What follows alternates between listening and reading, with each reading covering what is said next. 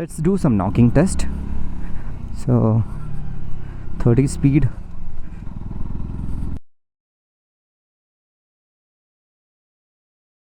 What's up YouTube, welcome back to a new video, and today we have the KTM Duke 160, the latest motorcycle from KTM.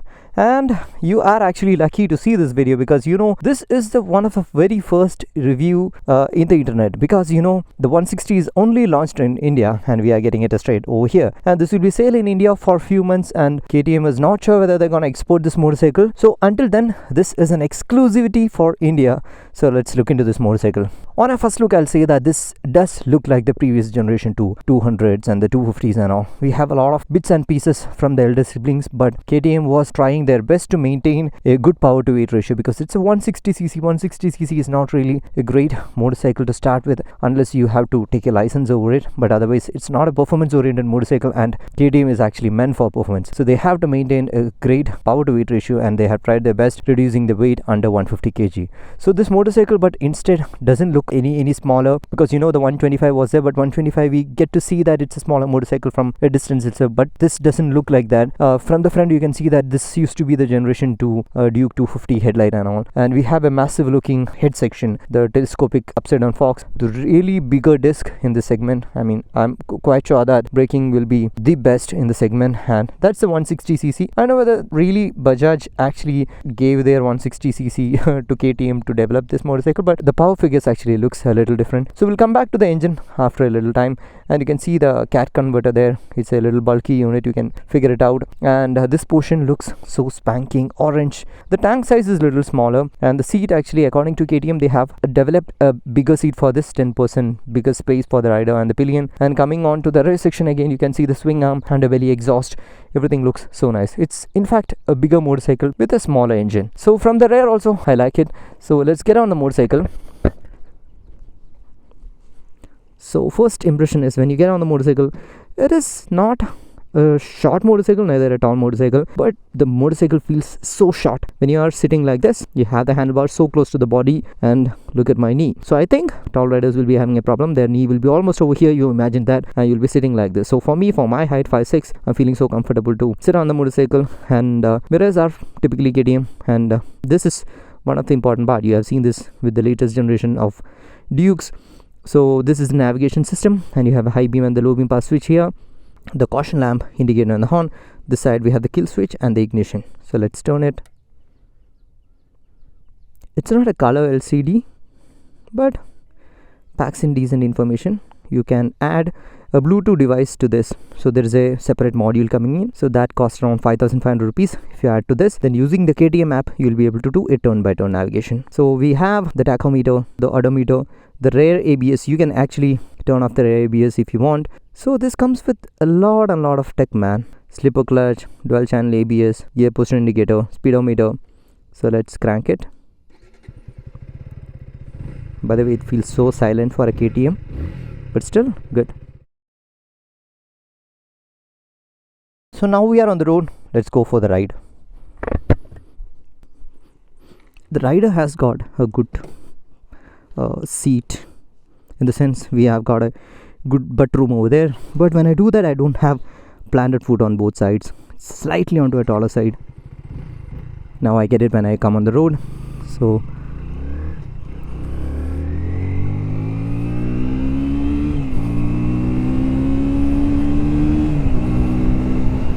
I know that it sounds familiar and it feels familiar. So this in fact looks like the 160cc from the Bajaj. So no harm in it. KTM is actually stepping into a fight where already the Bajaj 160s are there, and the R15 and the MT15 is actually ruling that 150cc. So now KTM is also stepping to make some sales, especially after the bankruptcy and all. Yeah, you need money. So KTM has started a business in this. So out of the bat, the feel of the engine is, it's quite rough happy. It's an SOSC, but it doesn't matter so much. That's my personal feel, because I don't really feel too much of vibrations or heating issues from the engine, but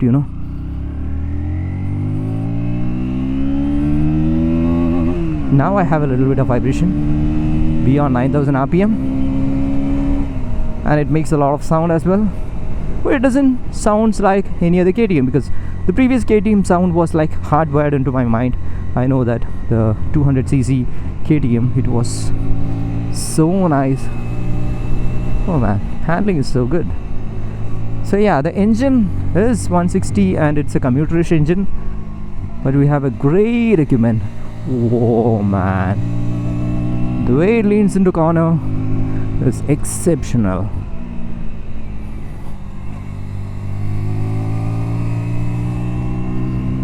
I would say that the weight balance on the motorcycle is too good. It's just like any other KTM which has been built. It runs in the right way what you want, and the braking is also good. So on paper actually this has the biggest front disc and the rear disc, and it proves the papers as well, because you know it's so good. Just that I feel like I need a little more bigger engine, that's all. And ergonomics wise, I'll say that you have a neutral position foot peg, which is actually neither right set nor forward set. So that means you have your foot resting under your butt, and rider's triangle is a little sporty to the upper body, but you know, but it feels a little cramped for me. So if you're someone who's actually tall, then you will be having a little more issues than me. And but the fun fact is you can actually ride the motorcycle so comfortable. That girl is looking at me and laughing, I don't know. So fun. All right, yeah, it feels nice to ride because it is lighter, and I didn't face any kind of heating issues, because you know, when KTM actually approximated the 200cc to this 160cc motorcycle, they never tried to compromise on the radiator. So they have used the radiator which is actually overperforming. So radiator is the most overperforming part on this motorcycle. So in that way there is absolutely no heating issue. Until now what I've ridden, I haven't faced anything, and I haven't put this onto a complete traffic test, but still it feels nice. And as I mentioned, the braking is good. Suspension is actually onto a comfortable side, but comfortable enough to corner as well. And oh my, lucky. All right. So what a beautiful scenery, man. I believe that your pillion will be also having enough room to sit behind there, because again KTM is looking forward to place this motorcycle as a commuter. So yes, you will have that, but putting onto the 6th gear, I really feel that this needs a little bit of juice. So let's do some knocking test. So 30 speed. Oh, it's 5th gear. 6th gear, no knocking, but it takes a little more time.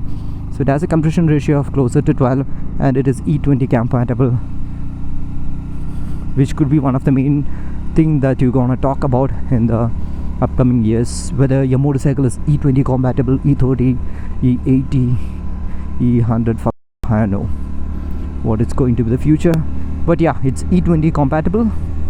So looking at the other side of ownership of this motorcycle, this is priced just above the MT-15, and I'll say that you have got a better equipment than Yamaha.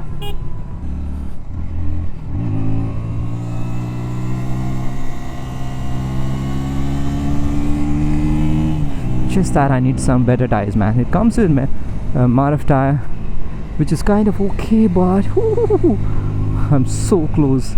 I'm so close. The right side foot peg is actually scraping. This is what I'm telling. I don't know whether you can do this exactly on Yamaha MT-15, but pretty sure you can do it on an R15. But yeah, on the price point, I'll say that you get a better equipment, and reliability, I'll say that it goes to the Yamaha. But you know, the fun factors on this motorcycle. So it is priced good if you want to convince your parents to buy you a motorcycle. If you are in that state of your life, then definitely you got a KTM which behaves like a KTM, not like the 125cc that we got a couple of years ago, which didn't had any punch. It was just a basic motorcycle just to acquire license in European countries. And looking onto the service side, I'm pretty sure that this motorcycle also gonna have a service cycle like the other 250s or the 200s, where it goes to service once in 7,500 kilometers, and it could cost you something like 2,000 to 3,000 rupees. And before that, the mileage, KTM claims that you can have a mileage of around 30 to 40 kilometer per liter, which is decent, not so great when you compare with a Honda or a Hero. But you know, there you don't get this much of fun. But yeah, fun is inversely proportional to the mileage. So let's come to the verdict. I'll say that for this price tag, you get an amazing motorcycle for your fun. I can absolutely guarantee you on that. But what it lacks is, it's a 160cc. That is the point, because you know, if you have the budget, always go for the 200 or the 250, because 160 is just a starter pack. You might get saturated with the motorcycle very soon. Coming on to this, you get a lot of tech. You get dual channel ABS, sleeper clutch, switchable ABS. What all I asked for, you have it. Turn by turn navigation, a decent looking dash which has got a lot of things, and that's my verdict on the motorcycle. So I hope I was able to give you the right first ride impression on the motorcycle, and I hope this video is helpful as well. If so, show some love in the form of likes and comments. See you in our next video. Until then, bye bye.